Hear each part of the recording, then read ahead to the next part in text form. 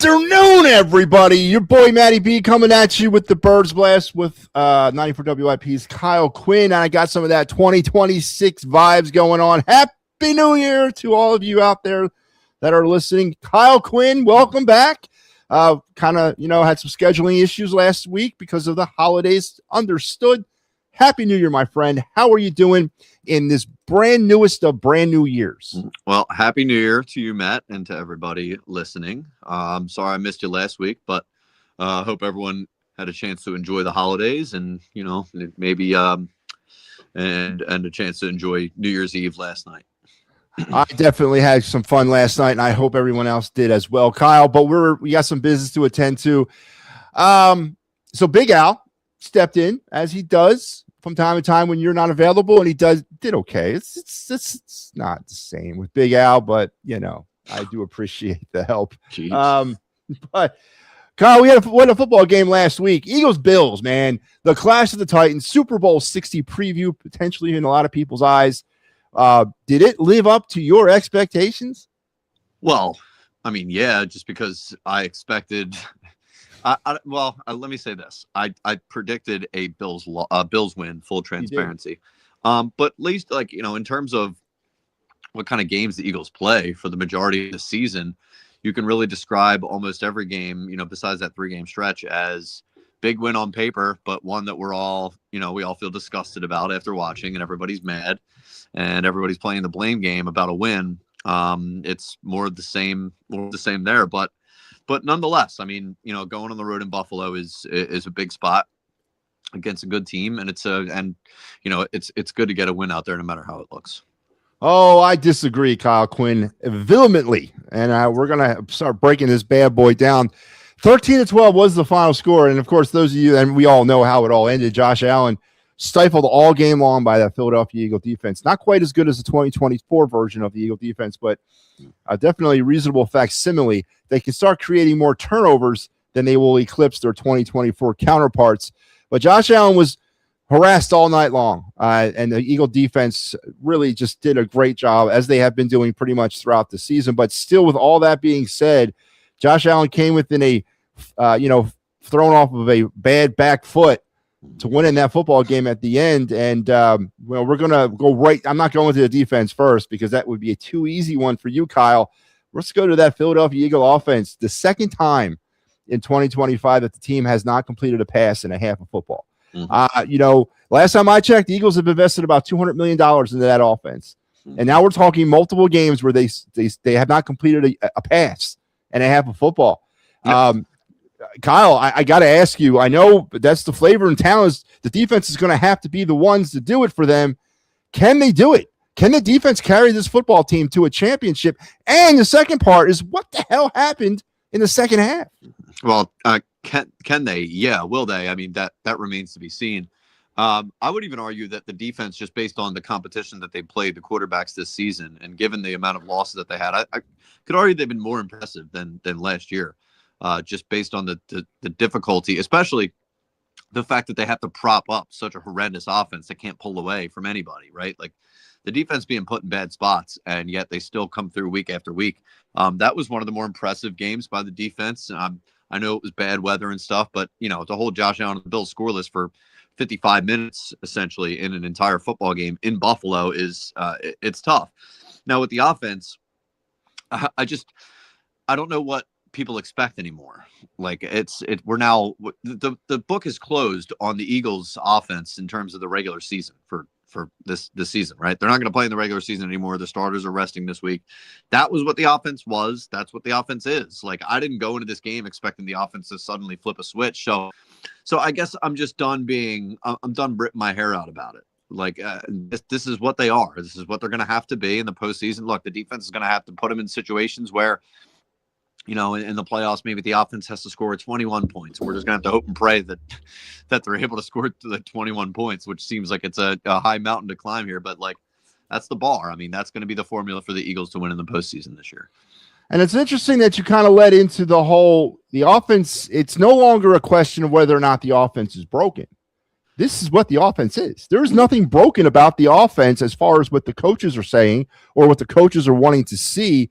There's no fixes involved here. This is what they are.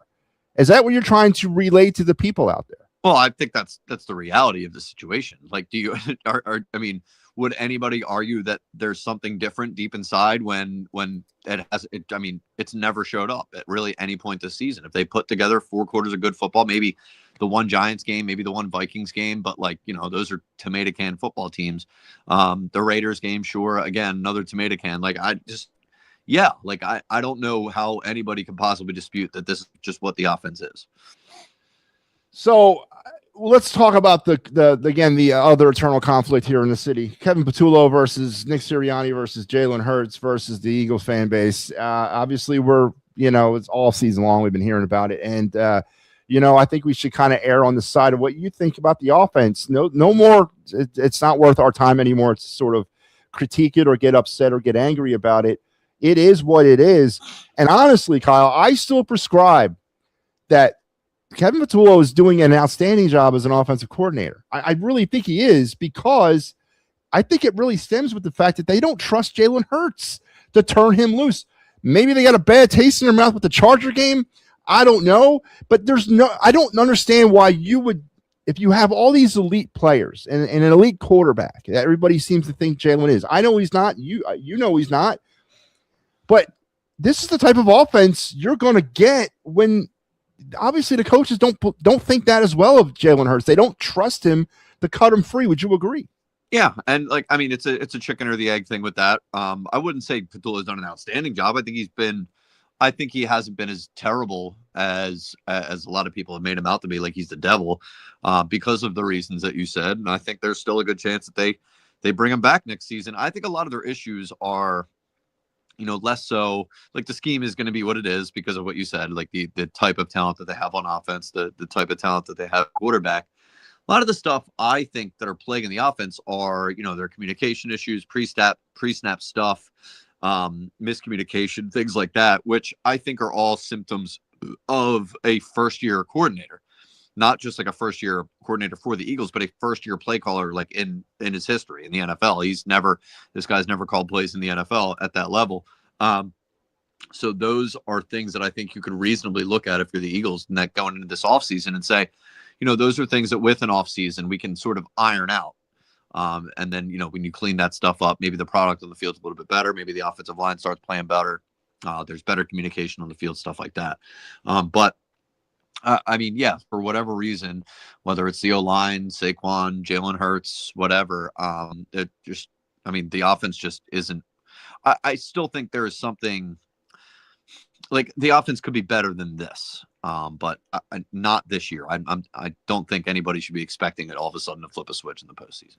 Jalen Hurts 13 for 27 with a touchdown and 110 yards passing. Again, no completions in the second half. Saquon Barkley 68 yards on 19 carries. A.J. Brown 5 receptions and 68 yards. Those were your offensive leaders for the Philadelphia Eagles. Let's flip the script back to the defense again. It's been a absolute pleasure sort of to watch how this group has sort of come together. And I was really critical of the defense heading into the season because I thought the criminal negligence of your fraud GM, Howie Roseman, really screwed the defense with letting a lot of these contributors walk away. But I'm going to eat some crow on that because the defense has definitely grown into itself.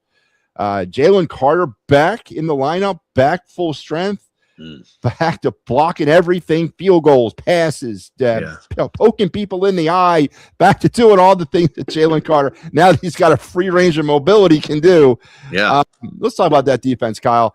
They were, again, up just like they did the Goff, like they did the Stafford, just like they did the Mahomes, just like they did the Love. You can go down the list all season long, just harassing Josh Allen all night long. Yeah, they were awesome. I mean, Jalen Hunt's really coming into his own. He's probably, him or Jalen Phillips have been their best edge rushers, I think, at least since the trade deadline. And you mentioned, but Jordan Davis has been a beast all season long. Yeah.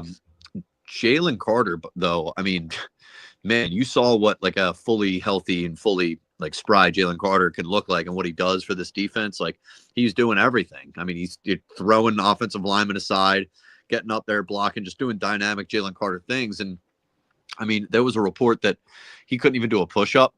Yeah. before he had to get that injection in his shoulder. And I mean, like, it really looks like they've worked wonders for Jalen Carter, because he looked like last year's Jalen Carter.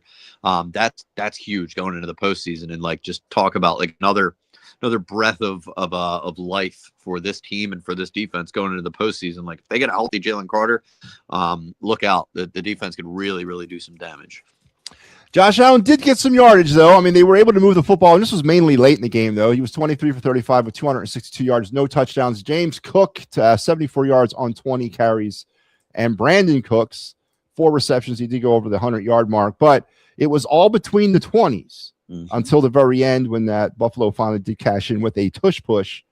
And then, they made the run there at the end. But all's well that ends well. 13-12 as the Eagles get the win in rainy Orchard Park. Let's do some birds blasting stat pack. 1 for 2 in the red zone. I mean, all the offensive numbers we can talk about. Obviously, we can go back to one root cause. 29 for 41 on the season. Kyle, they're about to dip under 70% in the red zone. Again, it's a symptom of a bigger problem with this team. And yes, we're going to resign ourselves to saying the defense is going to have to carry them, but they got to cash in when they get deep into the red zone. They got to at least figure that part out in order to be successful in the playoffs, right? Yeah, I mean, I agree. And, I don't know what the league average number is for that percentage that you threw out around the red zone, but that was always something that I expected to sort of regress back to the mean a little bit from the early, they were like 100%, 90% early in the season. But, I don't think 70% is awful or below league average. I wouldn't guess it is. For a $200 million offense, to me, it's below average. Well, the offense, look, they're big the bar should $200 million. They're well below that. That's over and done with. Eagles didn't rack out 13 points in the first half. They've now scored. They've gone over 200 points in first half, scoring 204, 12.35 or 12.75 per half. 0 points in the second half. 0, 0, zeros across the board for the Eagles in the second half. 160 points in the second half. 10 points per second half all season long. Everybody out there, remember those numbers as we go into the postseason. There might be a test at the end when all this is over with. The Eagles only committed 3 penalties for 36 yards, 108 penalties now on the year. The march to 1,000 might have been stopped because of some really refined discipline play over the past 3 weeks. I'm going to give the Eagles credit for that. 850 penalties now on the season. Kyle, do you think that, again, paying attention to sort of limiting the penalties, limiting the turnovers is part of the metrics for success for the 2025 Eagles? Is that a newfound sort of discipline that they're going to try to focus on? I mean, look, it helps. For an offense that's struggled as much as it has, it doesn't help when you're getting pre-snap penalties and you're playing 20, second and 20 or first and 20 all the time. Like, they need every little bit of an edge that they can get on offense. And, it might not ultimately turn into a high flying affair, but I mean, it will at least help them move the ball down the field. And I think the number one thing, and this is how far we've lowered the bar, is that they just need to stay on the field for longer periods of time and not put their defense in these really disadvantageous positions at the end of games. But you said it, like in the postseason, we should probably get ready for a few hairy nail biters here, where the defense has to come through at the end of a game again, just like they did in Buffalo. Time of possession, boys. We got to win the time of possession. All right. The Eagles did force 1 turnover. Again, I did make a comment earlier that the one thing that the 2025 Eagle defense has not figured out yet, and that is to really start getting the turnovers, because that was key to the 2024's defensive success, especially in the postseason. They forced 13 turnovers in 4 games last year in the postseason, really helping their way to win a Super Bowl. So far, only 19 on the season, still over 1 a game, Kyle. Yep. You want to see that number get a little turned up, though, because that's about the one thing they're not doing excellently right now as a defense. Yeah, well, I mean, I'd love it if it did. That was a big part of why they won so many games last season and why they went deep into the postseason and won the Super Bowl. They started forcing turnovers, and I would even bet, I don't know the numbers, I could be making this up, that they probably got better and better at that as the season went on. I expect the same from this defense. Well, absolutely. I've said it multiple times on the show. Last season, going into week 9, they had only forced, I think, like 11 turnovers, and they finished the season with 31. Yeah, heading into the postseason. No, it was an amazing turnaround. No turnovers committed again by the Eagles offense or defense 14 now on the season, less than 1 a game. They got to, or the Bills got to Jalen once for 2 yards. They got to Josh Allen, again, harassing the crap out of him all night, 5 times for 51 yards. Yeah. 0 for 0 on 4th down. And one of those sacks, Kyle, one of the most, Josh Allen's an MVP candidate. But that thing where he was running back and forth and he loops back around, it's got to be, that's a sign of a quarterback that was frustrated by a defense right there. Yeah, and I think a guy that was trying to do a little bit too much, and that's I think a symptom of not having too much talent around him. Think about it this way: Brandon Cooks was getting all the targets for Josh Allen and the Buffalo Bills. Brandon Cooks, I mean, that dude might be like 50 years old at this point, but I mean, we've seen this with quarterbacks before. That sack was one of the more Carson Wentz hero ball-esque sacks that I've seen. I mean, that was a ridiculously bad sack for Josh Allen to take. That's why I laughed when you said the sack yardage for Allen, because 20 of those yards were on that one play. Yes, it was. And the Eagles were again 0 for 0 on 4th down conversions. They did not go for it. They've only gone for it 18 times all season on 4th down. That is way down from last year. Way down. And, and I mean, the tush push is all but faded into obscurity, and that's I mean, look, I wonder if they try and go back to it in the playoffs, but that's going to be something to watch big time. Absolutely, and all that comes to a 13-12 Eagles victory, and sort of puts them in a position now. And we're going to get into this week's game. Well, little show disclaimer here: we're not going to waste time going X's and O's against the Commanders. We may talk very briefly about what we might want to see from certain players, because obviously we're going to see a lot of younger players, and Tanner McKee will get his chance. So we're not going to really schematically break down this Commanders game, but puts them in a position heading to Week 18. Now, Kyle, the NFL decided we're going to flex the Eagles Commanders games to 4:30, but we're also going to flex the game that the Eagles fans out there are going to want to see the most, and that's the Bears Lions, also at 4:30. Yeah. Why in the hell? One, why would you take an Eagles Commanders game, put that on 4:30? And if you're going to do that, fine. Leave the Bears and Lions at 1 o'clock, so at least the Eagles know going into the game what ultimately they have to do. What is up with the NFL scheduling now? 2 Saturday night games for divisions on the line, and then the Sunday night game for a division too. But let's focus in on the Eagles scheduling issue. Well, but that's why they do it, Matt. I mean, they would rather have the Eagles and Bears both think that they're playing for something. Just to increase the viewership, then like say the Bears win, then all of a sudden the Eagles Commanders game is completely meaningless. At the very least, they can have eyes on both games saying, this means something and this means something. That's why they do it. I mean, the Bucks and the Panthers game, like that game is meaningless if Atlanta wins. That's why they have that game before the Atlanta game. I mean, they want as many meaningful games, at least going into them, as possible. That's just a good way for them to get viewership numbers. So the NFL doesn't. So you're saying the NFL doesn't care about the teams or the fans that root these teams on? No, I care about the money. Oh no, man, that's some news here. I agree with what Kyle Quinn is saying. Kyle, you did pick the Buffalo Bills to win this game, 24-23. I had the Bills as well. You had Cook as your game MVP. I had Josh Allen. Maybe make it an excuse for Josh Allen or an argument for Josh Allen if the Bills won. They didn't. Jalen Carter? Yeah, you could be. Yeah, I think Jalen Carter's a good one. Yeah, I mean now that I think about it, that blocked extra point was probably the biggest play in the entire game. Yeah, it was. And, so. All right, so Jalen Carter will get nods for the game MVP. Oh man, what am I now? I'm 1 for 14 or 1 and 14.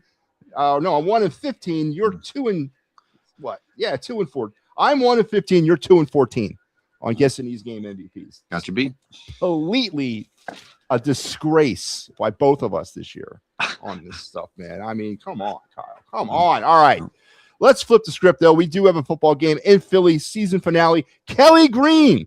We're going with the Kelly Greens in a game that means nothing. Obviously, I think the schedule makers back in May really thought this game would have meant something. Thankfully for Eagles fans, it doesn't. We got about a high of about 38, low of about 21 on Sunday. Nothing I see in the realm of rain or snow should affect this football game. Injury report. Let's really mute Kyle. They're not playing anybody, right? It doesn't matter what the Commanders play. It does, and the Eagles are playing their backup, so we're not going to waste time with injuries. But we are going to talk. What in a game like this, where it means nothing for the Eagles, and it might mean something for the Commanders. We'll discuss the bad blood that still exists maybe between these two football teams. But are you looking to see something specific or particular from certain players? The 2025 Eagle draft class hasn't been the best. Yeah. A lot of these kids have not seen the field. A lot of these kids will still see their first real playing time come Sunday. Are you looking for anything on Sunday in this football game? Oh, yeah. You know what I'm looking for. Yeah, I know. I want to see this play caller with this backup quarterback. Does he do it? Does he turn Tanner McKee loose and McKee puts up 450 yards and 5 touchdowns? I got to tell you, if that happens, I know we'll have a playoff game next week, but man, is it going to be tough to ignore. That is a good point, everybody out there. And I know a lot of the Hurts huggers don't want to see that. They do not want to see that. And of course, the McKeesters do, as these sides will definitely be at war on Sunday.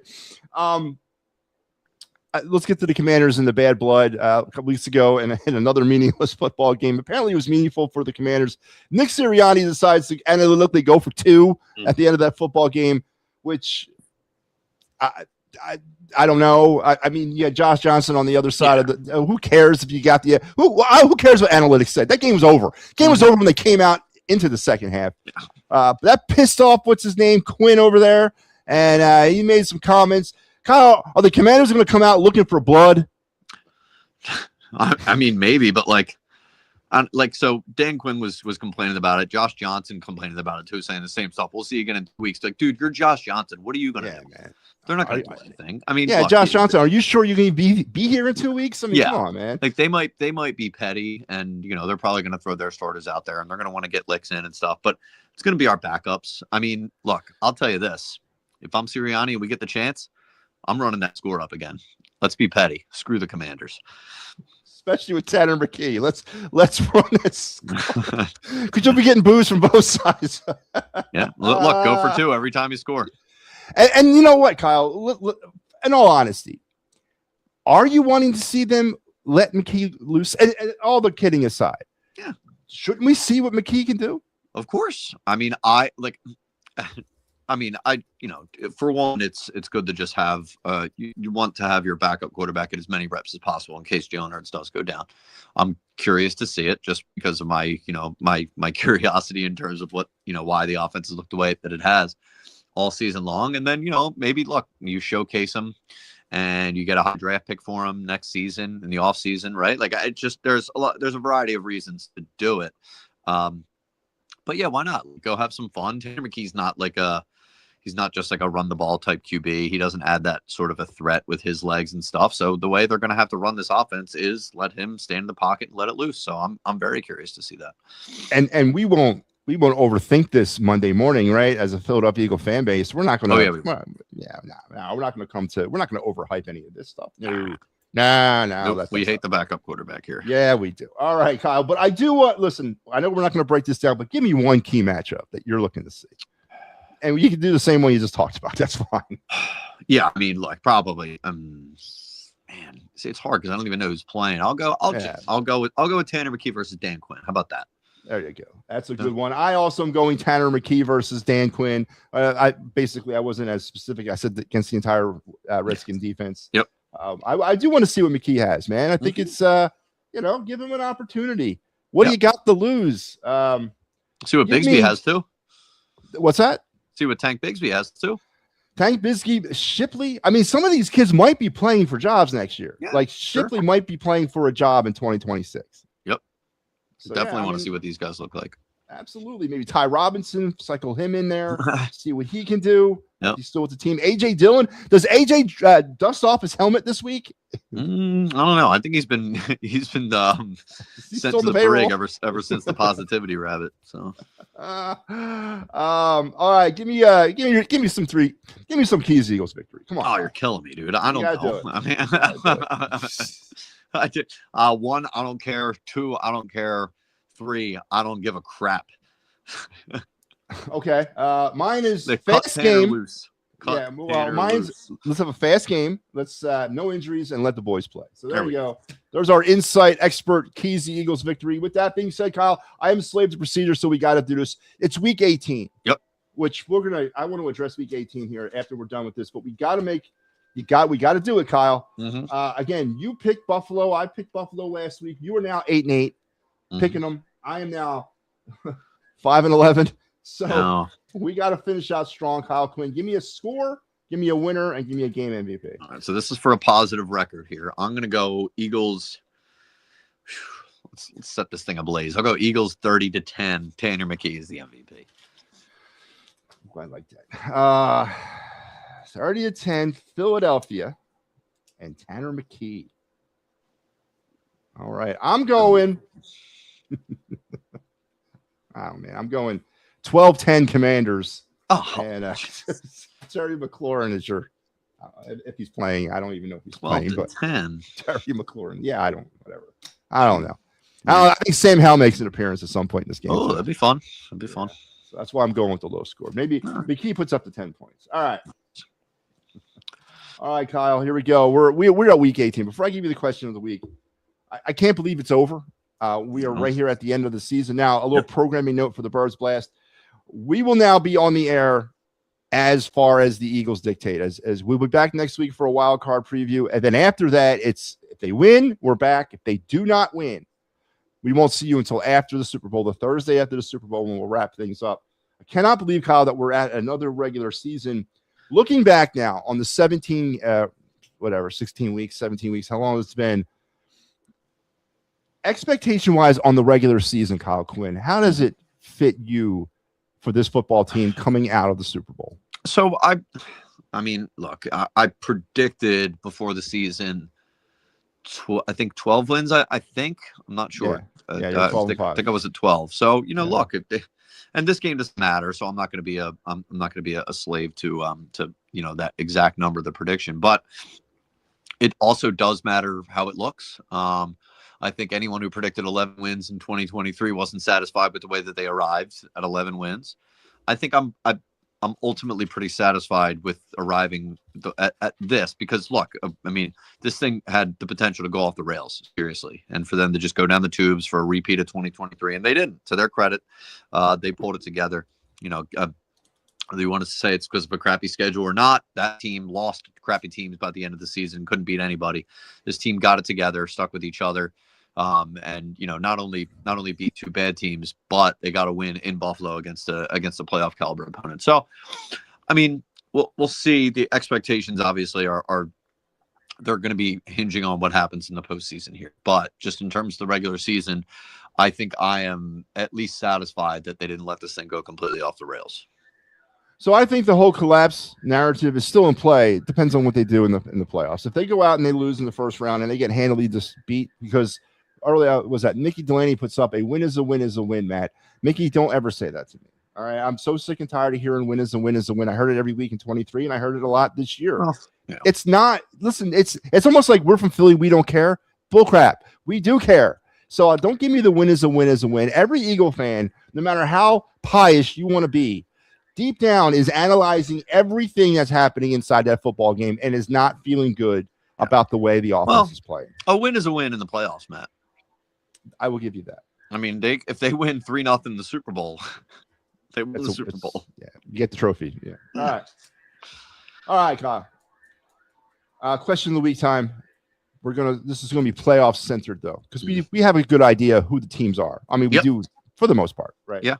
Couple of wild cards there that might get thrown in here, but we do know that the likely first round opponents for the Eagles would be either the Packers, the Rams, or the Niners. Now, out of those three teams, I want you to tell me who you think the most complete team is, and I want you to tell me what you think the best offensive team is out of those. Well, I think the Rams are both. I think the Rams have the best combination of offense and defense. Actually, FanDuel has put up hypothetical betting lines for all of the three Eagles wildcard matchups. Against the Niners, the Eagles are favored by 2.5. Against the Packers, the Eagles are favored by 3. And against the Rams, the Eagles are 1.5 point underdogs at home. So that's reflected in that. I would still, look, the Niners are red hot offensively. They don't have a good defense, so they're definitely not complete. The Packers are falling apart. Yeah. Their defense fell apart since Micah Parsons went out. The Ravens with a backup quarterback just dragged their defense up and down the field, and their offense has always been up and down. So they're the least complete. They're probably the team I'd want to face the most. Niners could give us trouble with the way that their offense has been playing, but they don't have a good defense. But look, I mean, the Rams have Stafford, who's in MVP contention this season. They have Puka Nacua and Devontae Adams back when he gets healthy, and one of the best play callers in the league. So they're definitely the biggest threat offensively, and I think they're the biggest threat just in general. They're probably the team that I would want to see the least of anybody in the NFL postseason. So I would have to go with the Rams. So are you favoring an Eagle-Packer first-round matchup? I mean, the only way that happens is if we do get the win and the Bears lose and we're the 2 seed, we're the 2-7. But yeah, that would be the most ideal. But again, if we're not beating the Rams and we're not beating the Niners, then what are we doing here? You know, we're trying to win the ultimate thing here. So I'm not looking for a handout or an easy path here. Eventually we're going to have to beat a good team if we want to go all the way. So, you know, bring it on. Get the Rams out of the way in the first round. Well, yeah, you have to. I mean, because to be the best, you got to beat the best, and you can't avoid them. You're going to have to see them at some point. Yep. Sam Darnold and the Seattle Seahawks are probably the biggest enigma, and not mainly because I know Sam Darnold's history, and I have not watched 1 second of Seahawk football in 2025. I know their defense allegedly is legit. But Sam Darnold is not. Are they the paper tigers in the NFC, you think? Maybe. Yeah, it's tough to say paper tiger because I do think their defense is really good. It depends on what Sam Darnold you're going to get. I mean, he's one of those doesn't play well in big games QBs with one of those allegation guys. So he did have a good game against the Rams a few weeks ago. That was an awesome game and a big win for Darnold. But, you know, we saw last season with the Vikings, he crapped the bed in a big way in the playoffs. So, yeah, I mean, and just in terms of quarterbacks and experienced quarterbacks in the postseason, probably them or the Bears with Caleb Williams. You want to get one of those unseasoned guys, especially if you're a team that's been there, done that before. So would you put the Seahawks offensive issues with the Eagles offensive issues? Would you compare them quarterback-wise or scheme-wise? No, I think the Seahawks offense has been better than the Eagles offense. Okay, so with the Seahawks and Eagles potentially play each other in the playoffs, we're looking at a what, 10-9 football game? Maybe. I don't know. It's that one. The thing that would give me the hope there is that you're going up against Sam Darnold. That's what it'd be. Okay. All right, Kyle. Listen, it's New Year's Day, and I want to do something here. I'm not big on these prediction things, but I do want to I want to ask you this prediction thing in a kind of a different way.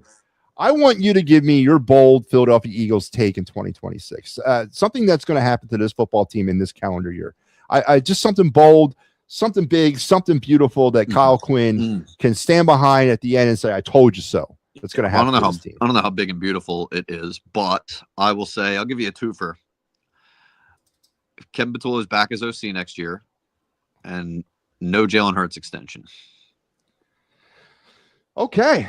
I'm going to go big time. I'm coming off the top rope. And I put this out on our social media site, and it's grown some legs. And boy, I'm getting a lot of negative feedback on it. But A.J. Brown, Jalen Hurts get dealt to the Las Vegas Raiders for Crosby, Bowers, and the Raiders' first-round pick in 2026. Yo, I mean, because that's insane. What's that insane? Would you make that deal? Well, because it's never going to happen. I mean, I know that, but would you if you had the opportunity to make it happen? Would you make it happen? You know, I wouldn't immediately dismiss it. I would have to think about it. Yeah, I agree. Can you imagine Max Crosby running loose in this defense? I know. And look, we've tried to spend money on a big money edge rusher guy. So we went for Parsons. I think they went for Garrett. Wouldn't surprise me. And Crosby's under contract through 2029. Mm-hmm. Well, I mean, look, that's about as bold as it gets. Because that's fantasy land. Well, we can dream, or I can. That's what I do in most of my life anyway. All right, Kyle, listen, I want to thank you for coming on, and again, wish you a happy New Year. Before I let you go, tell the folks out there where they can find you. Yeah, so on radio, WIP 94.1 every Monday through Friday, 10 to 2. Tomorrow I'll actually be hosting. I'll be filling in the Joe Giglio chair. But then after that, it's your regular Monday through Friday on the midday show. Of course, on Twitter @_Kyle_Quinn. All right, Kyle. Next week we're going to talk all playoffs all the time. So we'll catch up next week. Have a good rest of your weekend, and go Birds, Kyle. Can't wait, man. Enjoy the rest of your holiday, dude. All right, Kyle Quinn, everybody, my man. Max Crosby, Brock Bowers, their first round pick for Jalen Hurts and AJ Brown. Tell me you wouldn't do that. I'd do it in a heartbeat, man. Again, I said this on my show the other night. You tell me what Jalen Hurts really cannot. Well, tell me about Jalen Hurts what cannot be replaced. But I can dream. All right. Let's move on to our pick'em segment. This is the final segment, actually the final pick'em segment of the 2025 regular season. If the Eagles and the Hawks win, then the Hawks will win sat all game, and the NFC will be in Seattle. Yes, they will have the number one seeding, Mickey Delaney. And everyone's got the path through the Super Bowl will go through Seattle. Listen, the path through the Super Bowl is going through somewhere else other than Philadelphia. I agree with that. But all right, NFL pick'ems. Last week, 8-8. Terrible week. Worst week of the season. No, actually, I was 7-9 once. Second worst week of the season. 153-81 as I'll go into week 18 in the hardest week. This is the hardest week other than week 1 to pick because you never know what you're going to get either in week 1 or in week 18. You can pretty much sort of trace the dots and fill in the lines as you move through the season. But week 18 is a crapshoot. And here we go. I do have the Commanders beating the Eagles just because, well, why not? I'm holding true to what I said after that Chargers game that I don't think the Eagles will win again, which has not come true. I have the Saints and the Falcons. Give me the Falcons, the Jets, and the Buffalo Bills. That Buffalo will rebound, and they will destroy the Jets. Detroit versus Chicago. Give me Chicago. I think the Bears win that football game. I think Detroit's done. Cleveland, Cincinnati, the Chargers, and the Broncos. Give me the Broncos. KC versus the Raiders. Yes, going with the Chiefs. I could be starting for a quarterback against the Raiders and win. Arizona and the Rams, give me the Rams. Green Bay, Minnesota. Green Bay, Miami, New England. Dallas and the Giants, give me the Giants. Baltimore versus Pittsburgh. I like the Baltimore Ravens winning that division. Seattle and San Francisco. I like San Francisco. I think San Francisco is better than Seattle. Carolina versus Tampa. Give me Carolina. Tennessee versus Jackson. Give me Jacksonville. And Indy and Houston. Give me Houston. And that'll wrap me up. My final pick'em of the regular season. Next week, we'll be breaking down playoff games.